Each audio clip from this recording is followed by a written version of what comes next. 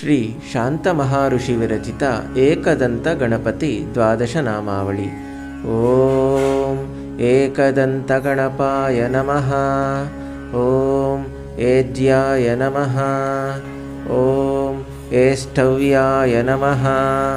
ಓಂ ಏಕಪರಾಯ ನಮಃ.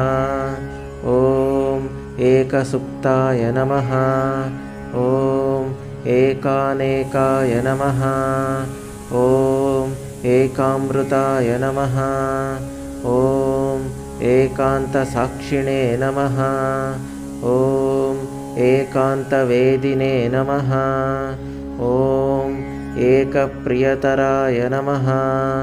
ಓಂ ಏಣಮಧ್ಯವಾಸಿನೇ ನಮಃ. ಓಂ ಏಕಪ್ರಭಾವಶಾಲಿನೇ ನಮಃ. ಇತಿ ಶ್ರೀ ಶಾಂತಮಹಾಋಷಿ ವಿರಚಿತ ಏಕದಂತಗಣಪತಿ ದ್ವಾದಶನಾಮಾವಳಿ ಸಂಪೂರ್ಣಂ.